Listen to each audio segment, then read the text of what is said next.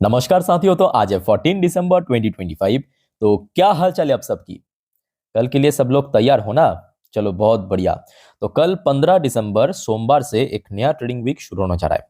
Bye the way, last trading week बाजार के लिए उतना भी बढ़िया नहीं था। मतलब शुरू की जो 3 दिन, सोमवार, मंगलवार और बुधवार मार्केट में करेक्शन हुआ। बृहस्पतिवार थोड़ा सा रिकवर हुआ, बट फ्राइडे के दिन अगेन निफ्टी 50 रिक्लेम किया था लास्ट डे 26,000 के ऊपर, और क्लोजिंग दिया था 26,046 पॉइंट पे, लगभग 0.57% तेजी के साथ। तो दोस्तों, बात करेंगे इस वीडियो में कुछ इंपॉर्टेंट की फैक्टर्स, कुछ इंपॉर्टेंट लेटेस्ट अपडेट के बारे में जो कि अपकमिंग वीक में बाजार को ट्रिगर कर सकता है। ऐसे में साथियों, अगर मैं आपसे पूछूं कि सर आपका ओपिनियन क्या है, मतलब लास्ट वीक जैसे कि हमने देखा शुरू में थोड़ा बहुत करेक्शन हुआ था, उसके बाद सेकेंड हाफ में एकदम से रिकवरी हुआ, क्या ऐसा रहेगा? मतलब मार्केट अभी ऊपर की तरफ मूव करेगा और निफ्टी 50 की जो लाइफ टाइम हाई है, मतलब 26,310, इसको तोड़ के निकल जाएगा, एक न्यू हाई पे पहुंच जाएगा? या सर आपको ये लगता है कि नहीं, ऐसा सिचुएशन है, यहां से ऊपर जाना बहुत टफ रहेगा, तो नीचे की तरफ 26,000 को तोड़ के अगेन नीचे पहुंच जाएगा, लगभग कोई जहां पे पिछले हफ्ते सपोर्ट मिला था, मतलब 25,000, 750, 800 की रेंज पे? या आपको ये लगता है कि नहीं, इसी दो रेंज के बीच थोड़ा कंसोलिडेट निफ्टी कर सकता है? तो जो भी आपका ओपिनियन है प्लीज कमेंट करके बताइए फटाफट कमेंट बॉक्स में। अच्छा, अब चलिए एक एक करके जो इंपॉर्टेंट की फैक्टर बाजार को ट्रिगर कर सकता है आपके साथ में शेयर करता हूं। सबसे पहले आ चुका हूं मैं इकोनॉमिक टाइम की वेबसाइट में, यहाँ पे कुछ फैक्टर्स मेंशन किया है, आइए देख लेते हैं। अच्छा, नंबर 1 पॉइंट मेंशन किया है, भारत की कुछ इकोनॉमिकल डेटा आउट होगा अगले हफ्ते। अच्छा, जैसे कि लास्ट वीक हमने देखा बाजार क्लोज होने के बाद सीपीआई डेटा आउट हुआ था, सीपीआई इन्फ्लेशन, ठीक same to same next week में होलसेल प्राइस इंडेक्स या डब्ल्यूपीआई इन्फ्लेशन डेटा आउट होगा। उसके साथ साथ याद रखना, manufacturing and service PMI data भी आउट होगा। आगे हम दिखाएंगे कि क्या फोरकास्ट आया है, ठीक है? तो ये 3 इंपॉर्टेंट डेटा भारत की आउट होगा। चलो बढ़िया। उसके बाद आ जाइए दूसरा, India US trade deal, don't know कब तक होगा। हमेशा अ, एक तरफ भारत की तरफ, दूसरी बार यूएस की तरफ, बार बार खबर आता है कि ऑलमोस्ट हो चुका है, ऑलमोस्ट हो चुका, बट अभी तक तो कोई मतलब ऑफिशियल कंफर्मेशन देखने को नहीं मिला। Development related to India US trade discussion will also remain in focus. अब देखिए, जितना जल्दी ये ट्रेड डील साइन हो जाएगा, सुनने तो आ रहा है कि देखिए भारत के ऊपर जो एडिशनल 25% टैरिफ या प्यूनिटिव टैरिफ इम्पोज किया, उसको हटा दिया जाएगा। अब जब तक ना हटा देना, देखिए मार्केट को चाहिए क्लैरिटी, और क्लैरिटी अगर मार्केट को ना मिले, बाजार दोस्तों वैसा ही रिएक्ट करेगा, या तो वॉलेटाइल, या तो करेक्शन, या तो कंसोलिडेशन। हाँ, अगर क्लैरिटी मिल गया कि चलो हो चुका है डील फाइनल, समथिंग 10%, 15%, 25% जो भी है वो हटा दिया, तो कहीं ना कहीं बाजार उस हिसाब से रिएक्ट करेगा। अच्छा, फिर आ जाइए नेक्स्ट की फैक्टर, करेंसी। देखिए ये भी फैक्ट है कि रिसेंटली भारत की करेंसी की वैल्यूएशन काफी हद तक गिरा है। अब देखिए इसके पीछे अलग अलग लोग अलग अलग मतभेद है, तर्क दे रहा है। किसी के हिसाब से बिल्कुल ही सही नहीं है, किसी कह रहा है कि देखिए रिसेंटली जो 50% टैरिफ इम्पोज हुआ था भारत के ऊपर, तो उसके बाद ये भी फैक्ट है कि आरबीआई ने जो अपना फॉरेक्स रिजर्व है उसको यूटिलाइज करके जो रुपये की वैल्यूएशन को रोक के रखा था, ठीक है, एक जगह तक, तो जिस वजह से बहुत ज्यादा ड्रॉप नहीं हो रहा था। अब सडनली आरबीआई ने क्या किया, उसको छोड़ दिया, ठीक है, मतलब जहां पे सेटल होना है होने दे। तो छोड़ने के कारण रुपये की वैल्यूएशन एकदम से सडनली गिर के पर्टिकुलर पॉइंट पे, मतलब वही 90 रुपीज के अराउंड एक सेटल पोजीशन पे आ चुका है, ठीक है? तो ये भी एक फैक्ट है। सो लेट्स सी आगे क्या होता है। अब देखिए ये भी मैं कहूंगा कि कोई भी देश की करेंसी की वैल्यूएशन एकदम से गिर जाना वो बिल्कुल ही सही बात नहीं है, ठीक है? एक लिमिटेड ड्रॉप होना चाहिए। अच्छा, पांचवा फैक्टर मेंशन किया एफआईएस एक्टिविटी, और मैं समझता हूँ ये सबसे इंपॉर्टेंट है, ये सबसे वाइटल है। मैं आपको इसके पहले भी बार बार कहा था कि देखिए, चाहे देखिए इंडिया की आज मैक्रो डेटास में कोई प्रॉब्लम नहीं है, सब बढ़िया चल रहा है ना? ये तो आप लोग 100% एग्री करेंगे मेरे साथ। अच्छा, बाकी बात करें, एक्सटर्नल कुछ इश्यूज है, बट उसके साथ साथ विदाउट एफआईएस की इनफ्लो, मतलब कंसिस्टेंट इनफ्लो की मैं बात कर रहा हूं, देखिए मार्केट में कोई स्ट्रॉन्ग रिकवरी या स्ट्रॉन्ग गेनिंग होने की चांस बहुत कम है, ठीक है? तो एफआईएस की इनफ्लो एक्चुअली चाहिए। अब जब तक ना आ जाए तब तक बाजार, हाँ, बीच बीच में थोड़ा करेक्ट होगा, थोड़ा कंसोलिडेट करेगा, थोड़ा थोड़ा रिकवर भी होगा, जैसे लास्ट हुआ था, फिर गिरेगा, ऐसा ये चलता रहेगा सिलसिला, ठीक है? तो यहाँ पे इकोनॉमिक टाइम की वेबसाइट में ये कुछ फैक्टर्स मेंशन किया है। अच्छा, इसके साथ साथ दोस्तों, मोस्ट इंपॉर्टेंटली फ्राइडे बाजार क्लोज होने के बाद अराउंड 4 बजे के आसपास भारत की सीपीआई डेटा आउट हुआ था, तो इसके ऊपर भी कहीं ना कहीं बाजार रिएक्ट जरूर करेगा। प्रीवियस मंथ पे हमने देखा था 0.25% क्या आया था, मतलब आपके अक्टूबर का डेटा जो नवंबर पे आउट हुआ था। फोरकास्ट आया था इस बार आरबीआई की तरफ से 0.70%, एक्चुअल डेटा 0.71%। अब मैं समझता हूं कि आरबीआई की जो टॉलरेंस लेवल 2% उससे बहुत नीचे होने के कारण कहीं ना कहीं बाजार में अच्छा इमेज ही जाएगा, मतलब एक अच्छा रिएक्शन ही जाएगा इसका। लेट्स सी क्या होता है। अच्छा, डब्ल्यूपीआई इन्फ्लेशन आउट होगा कल। डब्ल्यूपीआई इन्फ्लेशन लास्ट मंथ पे आउट हुआ था -1.21%। इस बार जो फोरकास्ट आया है एक बार थोड़ा देख लीजिए, इस बार फोरकास्ट आया है -0.60%।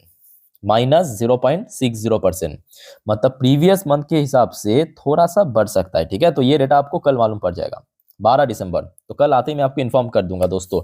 अच्छा, मे बी ये डेटा ना कल ड्यूरिंग मार्केट में आने का चांस है, क्योंकि डब्ल्यूपीआई में भी 12 साढ़े 12 बजे के आसपास आता है। तो कल आते ही मैं आपको एक काम करूंगा, मेरे इंस्टाग्राम स्टोर में दे दूंगा। ठीक है, तो आप में से कोई साथी अगर इंस्टाग्राम में हो, मुझे फॉलो कर सकते हो। मेरे इंस्टाग्राम हैंडल की लिंक आपको ठीक इस वीडियो के नीचे डिस्क्रिप्शन बॉक्स में मिल जाएगा।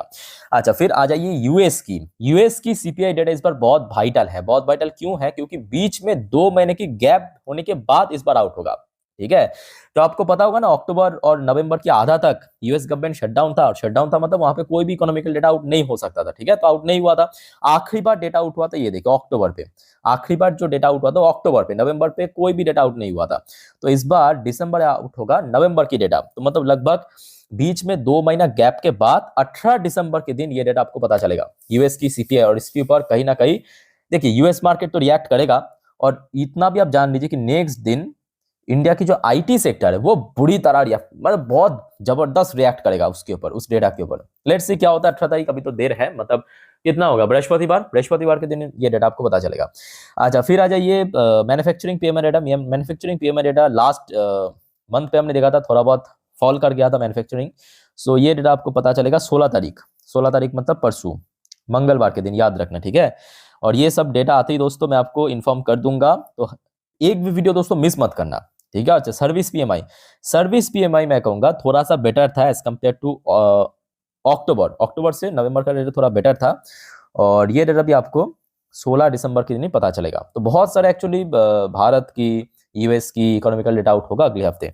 अच्छा, फिर आ जाइए आपके यूएस मार्केट आपने देखा था लास्ट नाइट को, भले ही इंडियन मार्केट में रिकवर हुआ था, बट यूएस मार्केट बहुत ही खराब था। चाहे डॉ जोन्स की बात करें, चाहे हम नैस्डैक की बात, नैस्डैक तो बहुत गिरा भी था। अच्छा, क्रूड ऑयल फिर भी एक सेटल पोजीशन पे आ चुका है, मतलब इसमें कोई बहुत बड़ा हलचल देखने को नहीं मिला, बट इंडियन करेंसी की वैल्यूएशन गिर जाना ये एक बहुत बड़ा एक्स फैक्टर। ठीक है।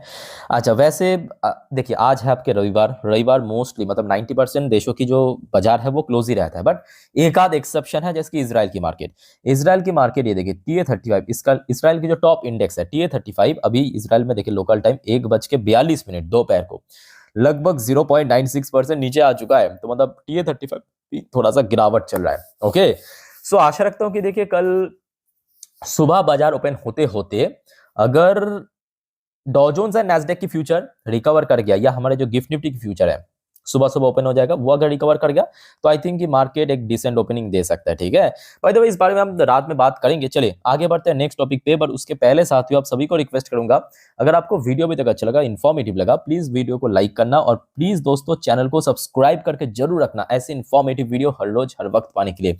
और याद रखना मेरे प्यारे साथियों, आज रात की जो 10:30 वाली वीडियो आएगा जिस पर हम नेक्स्ट डे मार्केट प्रेडिक्शन, कल मार्केट किस तरह मूव कर सकता है, निफ्टी, बैंक निफ्टी, डिटेल में एनालिसिस, रेजिस्टेंस, सपोर्ट, या आज पूरे दिन बाजार की अपडेट को कवर करेंगे। मिस मत कीजिएगा इस वीडियो को। ठीक है, बहुत ज्यादा वाइटल है आज रात की 10:30 की वीडियो। ठीक है, आ जाएगा एकदम परफेक्ट टाइम में, मिस मत करना। और काइंडली चैनल को सब्सक्राइब करके अभी रख दीजिए, बाद में मुझे भी पता है, आपको भी पता है, आप लोग भूल जाते हो, तो अभी सब्सक्राइब करके रख दीजिए। अच्छा, अब आ जाइए डोनाल्ड ट्रम्प, यानी मेरा चचा डोनाल्ड ट्रम्प की तरफ से फ्रेश वार्निंग दिया। किसको दिया? क्या भारत को दिया? तो बिल्कुल नहीं, आपको टेंशन करने की जरूरत नहीं है। Donald Trump issues big warning, promises very serious retaliation after ISIS attack. अच्छा, आईसिस अटैक मतलब पता होगा आपको, आईसिस मतलब कौन?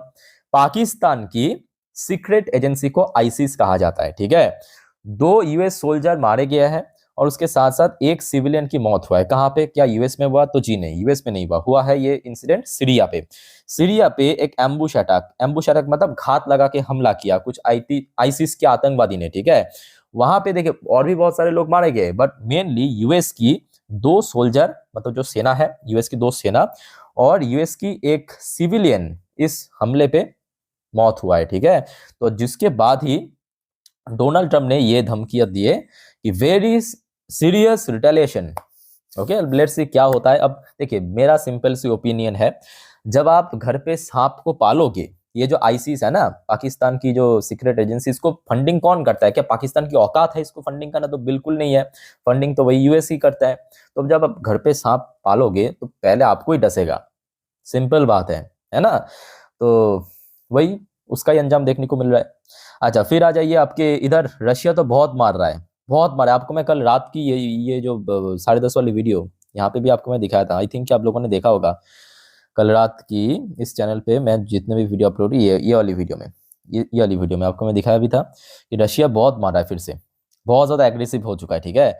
और सुनने को आ रहा है कि यूक्रेन की जो मतलब हाईली वैल्यूड एसेट्स जैसे कि एनर्जी, ठीक है, वो सब एनर्जी इंडस्ट्री, एनर्जी जो बड़े बड़े बिल्डिंग्स, उसको तबाह कर रहा है कल रात में।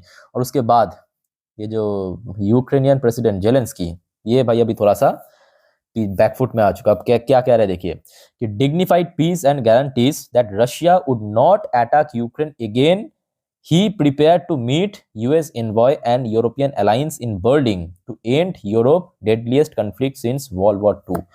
तो एक्चुअली यूक्रेन भाई, मतलब ये जेलेंस्की भाई साहब का कहना ये है कि ठीक है, हम तो मतलब सीज फायर करने की कोशिश कर रहे हैं, बट जब तक ना हो जाए तब तक रशिया तो बहुत मार रहा है, बहुत मार रहा है, ठीक है, तो वो मारना बंद कर दे, ये कह रहा है। अब देखना वो कब तक ये चलता है।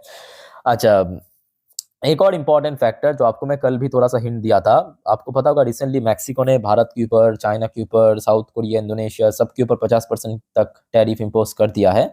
तो भारत की तरफ से जो ऑफिशियली मैक्सिकन ऑफिशियल के साथ बातचीत शुरू है फ्री ट्रेड एग्रीमेंट को लेके। तो एक्चुअली मैक्सिको का कहना यह है कि जिन भी देश मैक्सिको के साथ फ्री ट्रेड एग्रीमेंट साइन नहीं किया, उसके ऊपर हम 50% तक टैरिफ इम्पोज करेंगे। लेट्स सी क्या होता है इसके ऊपर, ठीक है। तो कुल मिला के मैं कहूँगा ठीक है, माहौल तो अभी सही है। अब देखिए, शेयर मार्केट है, यहाँ पे कुछ भी फिक्स नहीं है, अभी अच्छा है तो कल बुरा भी हो सकता है, ठीक है। सो जो भी होगा मैं जानकारी आपको जल्द से जल्द पहुंचाने की कोशिश करूंगा दोस्तों। और काइंडली आप सभी को रिक्वेस्ट करूंगा, सिर्फ आप इतना कर लीजिए कि चैनल को सब्सक्राइब करके रख दीजिए, ताकि जब भी मैं आप लोग के लिए इस टाइप की वैल्यूएबल वीडियो अपलोड करूं, तुरंत आप तक एटलीस्ट पहुंच सके, ठीक है। तो इस वीडियो को वाइंड अप करता हूं, मिलते हैं नेक्स्ट वीडियो में। टेक केयर, बाय बाय, जय हिंद।